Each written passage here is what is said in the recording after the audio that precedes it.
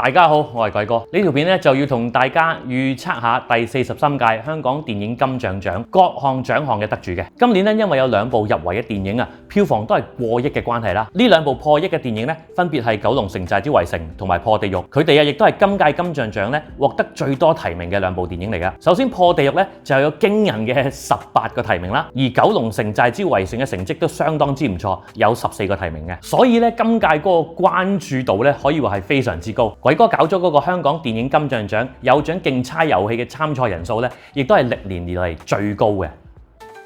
鬼哥係一個廣東話電影 YouTuber， 呢個台嘅片包括電影人訪問、影評同埋一啲彩蛋導賞短片。繼續睇片之前咧，希望你可以撳個 like、留言同埋分享。如果你好似我一樣咁中意電影，就一定要訂閱或者加入會員，幫手頂住個台啦。OK， 我哋而家繼續去片。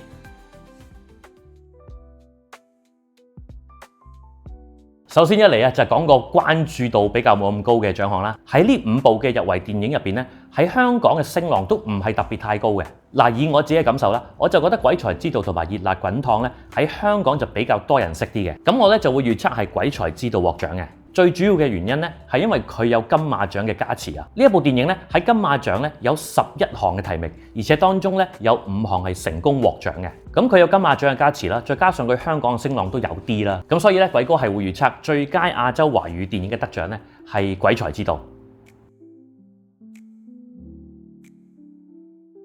我預測最尾會得獎嘅咧就係《我談的那場戀愛》嘅導演何妙琪。嗱，因為咧《我談的那場戀愛》咧呢部戲本身咧已經有6項提名㗎啦，即係如果純粹喺數字上面睇咧，頒俾《我談的那場戀愛》咧，似乎係比較有說服力啲嘅。嗱，何妙琪佢本身咧係師承陳慶嘉嘅，咁佢已經有好多年嘅拍戲嘅鍛鍊啦。咁睇《我談的那場戀愛》嘅時候咧，我哋已經睇得出啦，何妙琪佢本身嗰個功力咧已經係有翻咁上下噶啦。再加上佢多年嚟跟住阿陳慶嘉導演嘅鍛鍊啦，以佢相對比較成熟嘅表現咧，我認為佢係應該提高一線嘅。嗱，仲有一點要留意翻啦，就係阿何妙琪導演咧，佢係唯一一個香港嘅導演咧係入圍金馬獎嘅新晉導演獎嘅。咁呢個提名咧絕對係舉足輕重啦。之前嗰屆啊，卓亦謙導演咧就憑住《年少日記》咧就為香港爭光啦。佢除咗係提名之外咧，就更加係勝出咗上一屆金馬獎嘅新晉導演獎嘅。而阿卓導演呢一個嘅成就咧，亦都令佢打敗咗香港電影金像獎一眾嘅強敵嘅。咁啊，包括邊幾個咧？我讀俾大家聽：《白日之下》嘅簡君晉啦，《但願人長久》嘅祝子軒啦，《毒舌大狀》嘅吳偉倫啦，同埋第8個嫌疑人嘅李子俊嘅。咁今屆嘅何妙琪咧，憑藉佢喺片場上面拍片嘅經驗啦，再加上金馬獎提名嘅加持啦，仲有今屆金像獎嗰6項提名啦，咁我相信咧佢獲獎機會咧係相當之高嘅。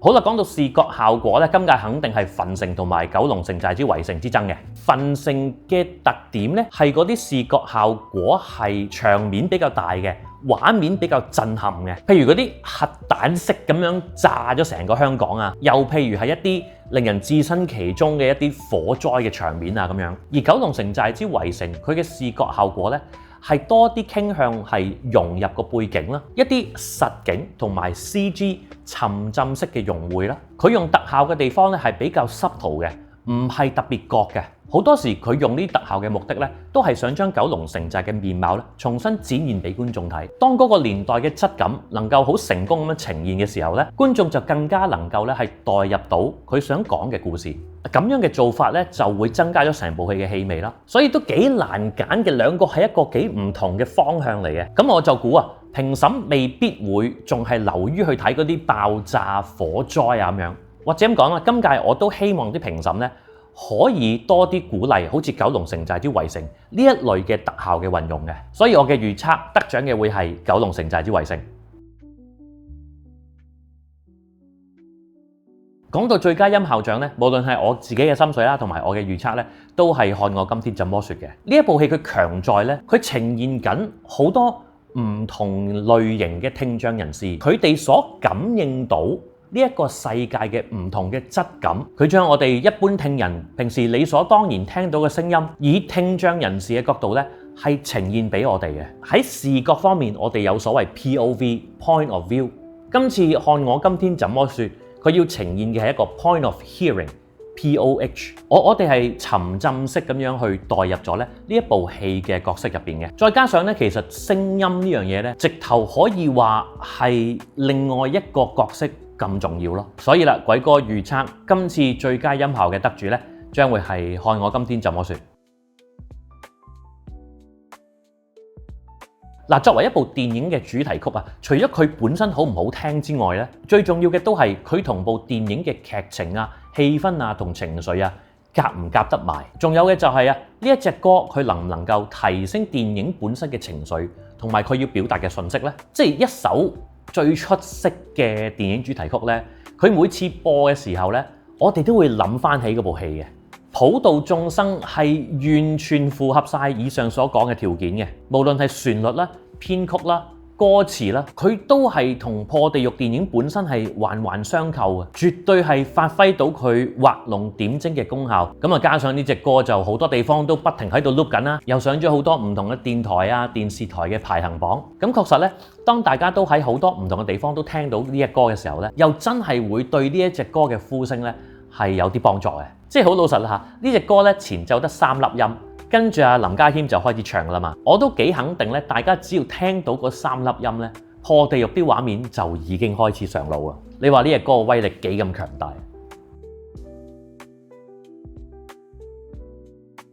破地獄嘅音樂咧，佢係好成功咁樣配合到每一場嘅節奏同氣氛嘅，而且係運用得恰到好處啦。佢喺每一場戲咧都發揮到嗰種催化劑嘅作用。朱雲編嘅二胡，除咗同部戲本身嗰個情緒非常之夾之外咧，佢亦都同破地獄整體嘅調子同埋拍攝風格係非常之一致。尤其是最尾兄妹去破地獄嘅呢一幕，鋪排咗成部戲，呢一幕終於要呼應，終於要收尾啦。抑壓咗成部戲嘅情緒，去到呢一幕咧，終於要以一種近乎係舞步嘅方式去呈現。朱雲編嘅配樂咧，係慢慢配合到呢一種逐漸激昂，去到最後爆發嘅情緒嘅。於是就成就咗呢一段凄美而且非常之令人難忘嘅一幕。淨係呢一幕我相信喺大家嘅腦中咧，都曾經不斷咁樣纏繞嘅。而呢一啲咧，就係所謂電影嘅餘韻啦。一個咁精彩、咁有質素嘅合作，今次嘅最佳原創電影音樂，我嘅預測就係破地獄啦。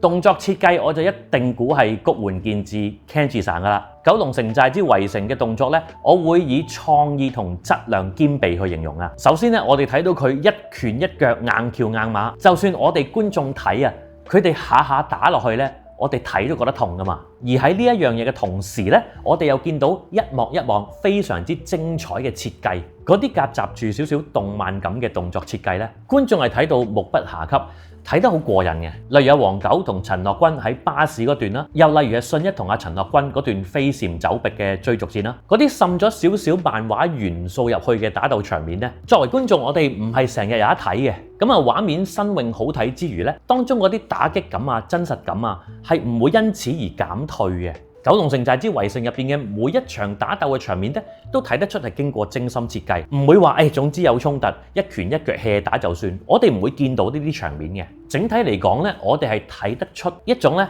執意要同時照顧創意同埋真實感嘅堅持。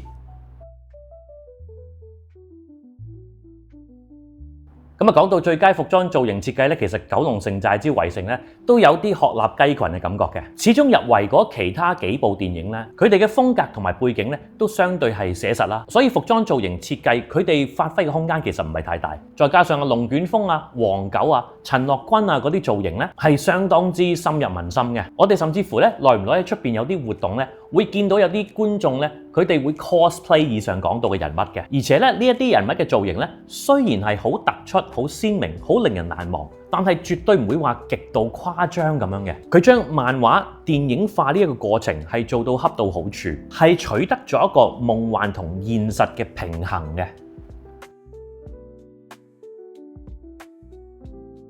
咁相信大家都知道咧，最佳美術指導同埋最佳服裝造型咧，通常都係一 pair 咁樣辦嘅。就正如我之前所講咧，提名名單上邊《九龍城寨之圍城》，其餘嗰4部戲咧，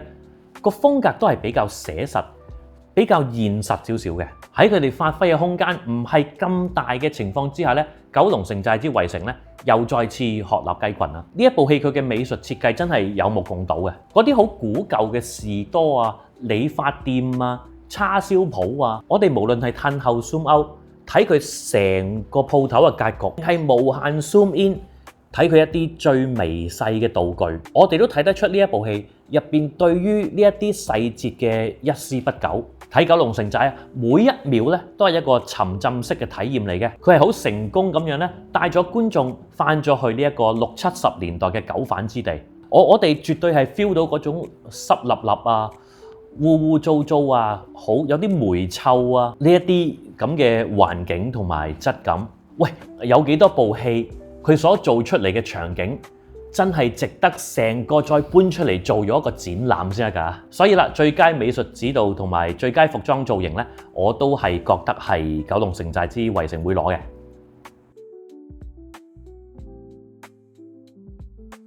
嗱，講到剪接咧，如果今屆呢幾部嚟講咧，我哋拉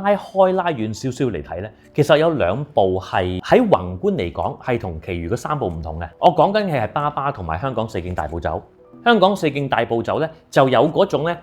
最尾突然間走個好勁嘅奸角出嚟嗰種 feel 啊嘛。而爸爸咧，導演就明顯有心去用一個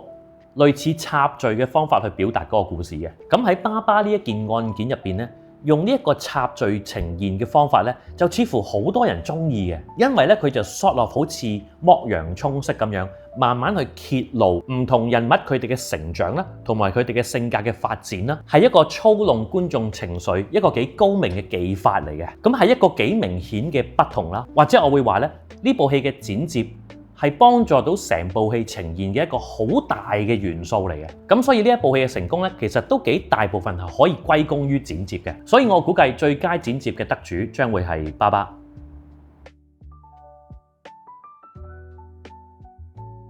好啦，今屆嘅最佳攝影咧，其實都分得幾勻循嘅，要預測都相當之難啊！你話喺靚唔靚啊？喺能唔能夠輔助到個劇本同故事推進啊？喺幫唔幫助到講故事啊？呢個方面咧，其實提名嗰5部咧，我覺得真係不分上下嘅。所以咧，我就諗多啲喺嗰個難度同埋技術層面去思考啦。喺加埋呢個考慮之後咧，我覺得九龍城寨之圍城嘅勝出機會係比較高少少，即係尤其是佢要配合翻喺動作場面啊、打鬥場面，當時嗰啲好唔同嘅動作啊、走位啊咁樣，同埋咧我哋諗下咧，嗰個九龍城寨嗰個佈景咧，其實錯綜複雜又高高低低咁樣噶嘛，咁我相信咧拍嗰啲動作咧，又要拍得靚，又要拍得清楚，喺一個咁有限制嘅環境入邊，嗰啲運鏡同調度咧，係一定牽涉一個好高嘅技術，非常之難嘅。但係最尾佢都呈現出一個咁有質素嘅作品俾我哋睇咧，我自己預測得主將會係九龍城寨之圍城咯。好啦，講到演員獎啦，最佳新演員啊，係另一個鶴立雞群嘅獎項啦。爸爸入邊嘅蘇文圖咧，佢嘅呼聲可以話係高唱入雲啊！大家都好欣賞一個素人演員佢咁自然嘅演出啦。外國有一個 term 叫做 effortless， 好多演員咧都想追求呢一個境界，喺冇接受過任何戲劇或者演戲訓練嘅情況之下，演出到阿蘇文圖佢呢一種 effortless 嘅效果，係真係非常非常之難得嘅。咁當然啦，呢一點咧亦都要歸功於導演阿翁子光同埋佢嘅團隊喺 casting 選擇阿仔仔呢個角色嘅時候嗰種眼光啊，咁喺兩邊配合之下咧，就成就咗蘇文圖呢一位超級新星嘅演員出嚟啦。谷祖琳阿小谷咧，佢一路以嚟俾人嘅感覺都係比較穩定嘅，好穩陣嘅。你俾一個大配角佢咧，佢一定同你做到好好睇睇嘅。今次佢喺爸爸嘅演出咧，絕對係超越咗穩定呢樣嘢啊！我哋好明顯 feel 到佢同劉青雲之間嘅化學作用。只要有佢兩位同時間出現嘅場口，我哋就會覺得好 sweet。喺細水長流嘅感情當中，我哋一啲都唔覺得乏味。一家4口嘅愛，谷祖琳嘅演出好真實，再加上谷祖琳咧，其實喺戲份上咧，比其他嗰4位提名者咧，確實係有少少優勢嘅。我哋見到啊，其他嗰4位被提名嘅演員咧，其實佢哋各自喺電影入邊嘅戲份咧，都唔算特別多嘅，即係譬如韋羅莎、梁雍婷咁樣啦。咁啊喺輔助到成部戲同埋幫助到講故事，再加上氣氛比較充足，呢一堆咁嘅元素之下呢，我係會預測谷祖琳攞最佳女配角嘅。好啦，男配角就真係唔使講咁滯㗎啦。咁啊，朱柏康嘅呼聲就真係高唱入雲啦。較早前佢仲要攞埋嗰個導演會嘅最佳配角啦，所以其實都唔係特別需要講啲咩㗎啦。我諗大家都唔反對咧，阿朱柏康做呢個南無佬咧，係真係非常之入型入格啦。而且啊，佢演出嗰種焗住要自私嗰種內心嘅掙扎，真係演得非常之有說服力。嗱，有一點大家要留意喎，其實朱柏康佢一向都係做喜劇演員比較多嘅，我會形容咧佢係嗰種咧一見到佢我哋就想笑嘅演員嚟嘅。今次破地獄佢飾演智斌呢個角色咧，佢係突然間完全擺脫咗呢個喜劇演員嘅印象嘅。我哋冇一見到佢就已經想笑之餘咧，我哋係全程可以代入到呢個角色，感受到佢嘅掙扎。我哋成日都話㗎嘛，演員其實真係爭一個角色。今次朱柏康就真係遇到呢個能夠成就佢攞到最佳男配角嘅角色啦。好啦，去到最佳女主角啦，我覺得今屆將會封影后嘅呢係衛詩雅。雖然我心水係歐嘉文。喺5個提名者當中呢，呼聲最高嘅呢就係鍾雪瑩同埋衛詩雅啦。咁其實佢哋兩個叮當碼頭都幾難估嘅，會唔會呢一個女主角獎就係今條片我成條片都冇提過嘅罪有應得呢樣嘢發揮作用嘅時候呢？係嘅，鍾雪瑩佢確實係有金馬影后嘅加持，但係我哋見到衛詩雅佢10幾年嚟嘅努力，去到不日成婚同埋破地獄啦，佢終於遇到佢嘅伯樂陳茂演，仲要喺破地獄入邊啊遇到文月呢個咁好嘅角色，即係所以佢終於今次啊。我哋都睇得出佢係有一個脫胎換骨嘅演出啦，努力咗咁多年，而且一直去尋求進步嘅衛詩雅，今次佢喺破地獄入邊嘅表現真係非常之出色。我亦都相信係有目共睹嘅。佢喺電影入邊啊，將勝國嗰一家佢哋要面對嘅矛盾同埋困難，透過佢嘅演出一筆一筆咁樣描繪俾我哋觀眾去感受。簡單而言，我就覺得最佳女主角輪到衛詩雅啦。如果女主角係鍾雪瑩同埋衛詩雅之爭呢，男主角好明顯就係許冠文同埋劉青雲之爭啦。雖然我心水係游學修啦，仲要呢，香港電影評論學會呢係頒俾劉青雲，但係導演會嗰邊呢就頒咗俾許冠文喎。即係總之又係好難揀啦。只不過呢，劉青雲嗰個角色呢，無論係年紀啦、面貌啦，或者個角色當其時要表達嘅情感呢，都係比較豐富啲、多樣化啲嘅。電影呢係要表達阿劉青雲佢曾經得到幾多，咁觀眾啊對於佢失去幾多呢，先至會更加入戲。由出事之前，我哋見到佢一家人甜蜜溫馨，至到佢出事之後一無所有，但係又唔可以怪任何人嗰種心裏邊嘅極大嘅衝突。我哋喺戲中見到嘅劉青雲呢，佢成個人嘅狀態呢，我哋都見到有好多唔同嘅一面嘅。至於許冠文喺破地獄入面呢，無論係戲份啦，以至到佢要發揮嘅空間啦，其實都有少少係俾咗下去咯。咁當然我哋唔可以睇少嗰種第一屆係許冠文攞㗎嘛，咁到而家第43屆佢攞埋一個 full circle 咯，即係嗰個效果我哋又唔可以睇少嘅。咁啊再加埋阿劉生啊已經攞過3次影帝啦。只不過咧喺分析晒以上我講嘅咁多個因素之後咧，我都傾向預測今年嘅影帝係阿劉青雲嘅。好啦，咁到最佳編劇啦，我就揀破地獄嘅。破地獄呢個劇本呢，其實佢嘅套路係一啲都唔花巧嘅。佢透過5件喪事啦，去表達戲中幾位主角佢哋嘅成長同埋改變，包括勝國一家喺道生出現之後，佢哋嘅關係嗰種微妙嘅變化啦，同埋阿道生本身佢對殯儀業同埋生死議題嘅改變。而成件事最好睇嘅呢，就係阿道生同埋文哥佢哋互相學習臨老成長呢一個經歷。作為觀眾呢，我哋係俾呢個深入淺出嘅劇本呢，有層次漸進式咁樣帶住走嘅。我哋唔需要用腦啊，就能夠理解同埋感受啊。破地獄要表達嗰種生死哲學，加上呢，唔好忘記佢作為一劇之本呢，佢係造就咗破地獄18項提名嘅。整體而言呢，破地獄係一個雅俗共賞、感情真摯、非常之難得嘅一個好劇本嚟嘅。至於最佳導演呢，我就會揀鄭保瑞啦。《九龍城寨之圍城》呢，佢所有嘅部門咧都交出極高水平嘅。即係我哋成日話港產片要復甦咧，要先做好自己，拍好啲戲先啊嘛。我就覺得咧，九龍城寨之圍城咧喺呢方面係有一個示範嘅作用嘅。電影啊喺每一個範疇都做得非常之有心機，睇得出啊鄭保瑞導演啊，佢除咗有一顆精益求精嘅心之外咧，佢亦都有強勁嘅執行力啊，先至可以實踐到呢啲要求啦。即係鏡頭呈現嘅一絲不苟咧，我哋作為觀眾係一定感受到啊！嗱，我哋必須要考慮埋拍呢部戲嘅難度嘅。呢部戲嘅預算咧，肯定係咁多部提名電影之中最高嘅。但係啊，我哋就睇得出咧，導演佢係有用盡一分一毫，即係咧有咁嘅預算咧，我就覺得佢絕對冇 hea 使嘅。即係每一場嘅佈景啊、動作啊、道具啊、CG 啊，呢啲最終嘅成品都肯定係香港嘅頂級啦。而作為呢一部破億嘅港產超級娛樂巨作嘅總指揮咧，我認為由隧道攞呢個最佳導演咧，可以話係當之無愧嘅。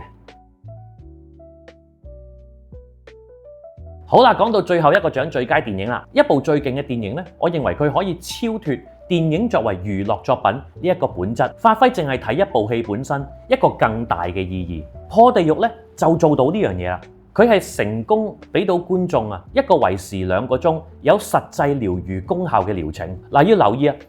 你唔係一定要什麼失去咗身邊一個好重要嘅人。破地獄佢療癒我哋嘅可能係一段互相傷害嘅極痛嘅親情，亦都可能係一段受傷受得非常之深嘅愛情。總之每次睇破地獄，我哋流嘅眼淚都神奇地咧，令我哋覺得好似放低咗一啲嘢，成個身輕咗啲咁樣。導演陳茂賢就曾經講過，佢寫破地獄嘅時候咧，係有紓解佢曾經失去咗一啲親人嘅痛楚。呢一個劇本療癒咗導演佢自己呢一顆真摯嘅心咧，我哋從製成品入邊咧係有深深感受到嘅。另外提下大家啦，除咗電影本身之外從去年《毒舌大狀》攞最佳電影嘅經驗，我哋知道評審對電影嘅票房又或者電影嘅成就啦，呢一點咧都會係一個有相當分量嘅考慮嚟嘅。所以破地獄作為香港電影史上最高票房嘅電影咧，我相信對佢攞最佳電影咧，又確實係會提高啲啲嘅。